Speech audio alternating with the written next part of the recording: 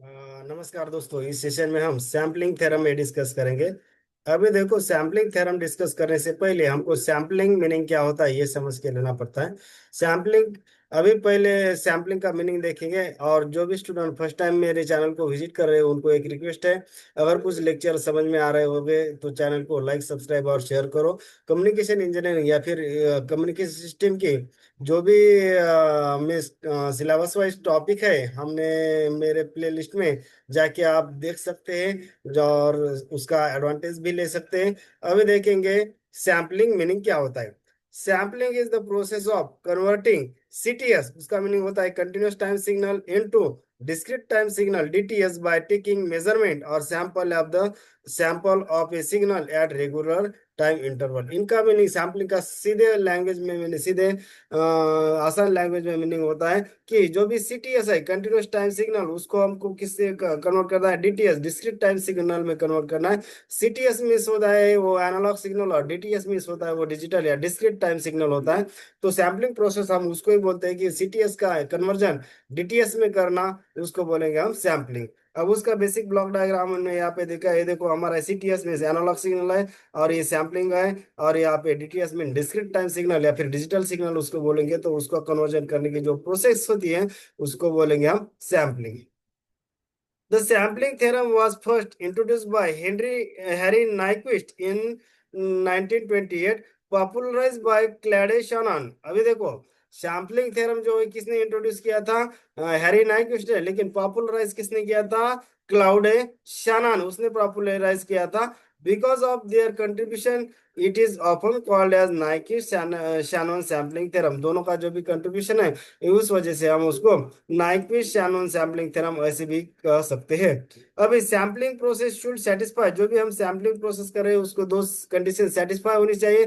पहली कंडीशन ऐसी है कि sampling signal should represent the original signal faithfully. Means जो भी हमारा ये ओरिजिनल सिग्नल है, ये वाला हमारा सीटीएस ये ओरिजिनल सिग्नल है, तो बाद में वो रिसीवर साइड में वो उसको रिकवर करना, रिकंस्ट्रक्ट करना ये भी पॉसिबल होना चाहिए।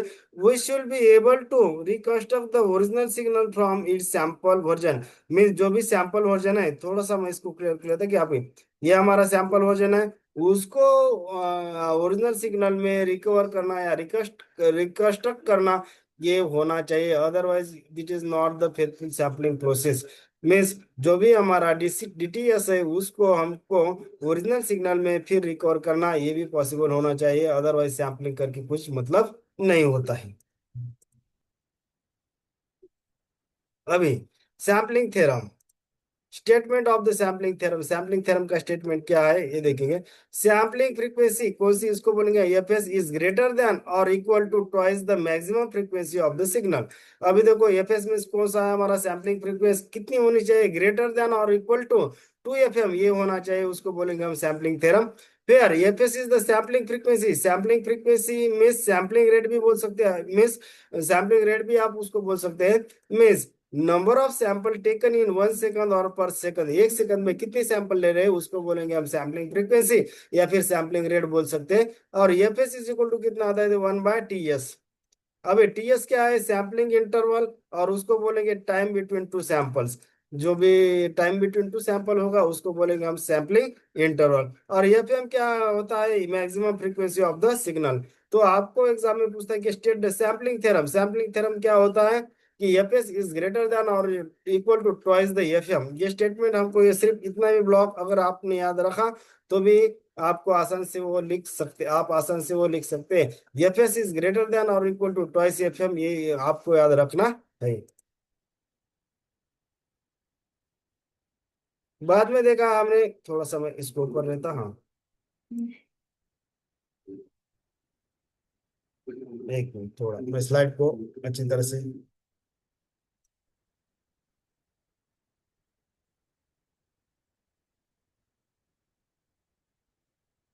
हाँ आ गया। अभी देखो, if the sampling frequency EFS greater than or equal to 2 FM, then original signal at the receiver can reconstruct exactly। अगर ये कंडीशन फुलफिल होगी तभी वो हम ओरिजिनल सिग्नल रिकंस्ट्रक्ट कर सकते हैं।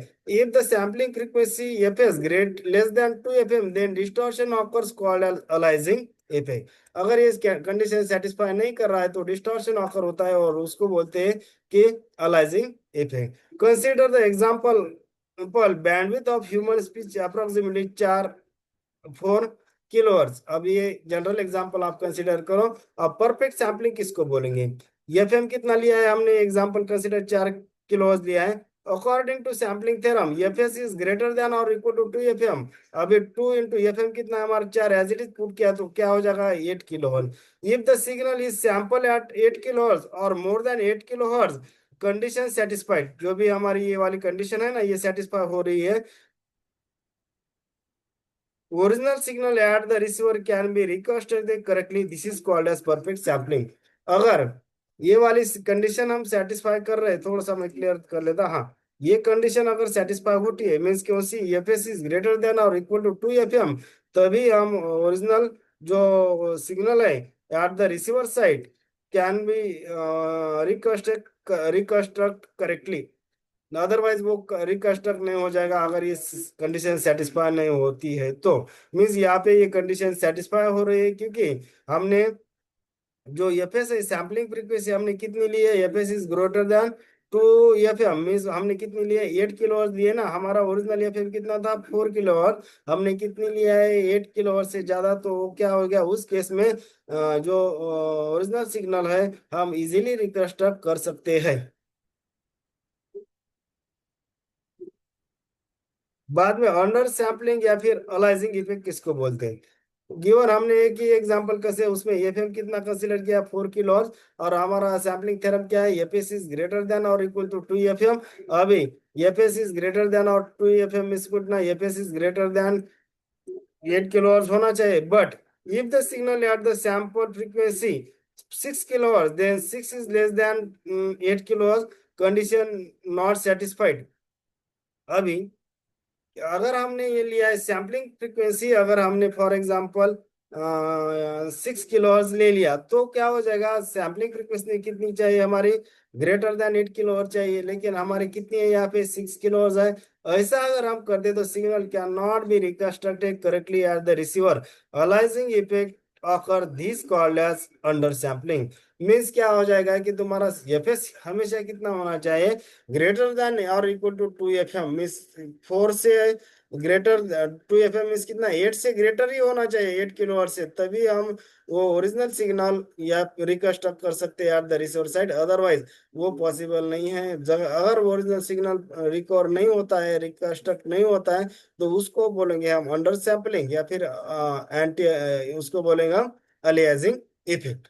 होप करता है कि समझ में आया होगा। समझ में आया होगा तो चैनल का लाइक सब्सक्राइब और शेयर करो। Thank you.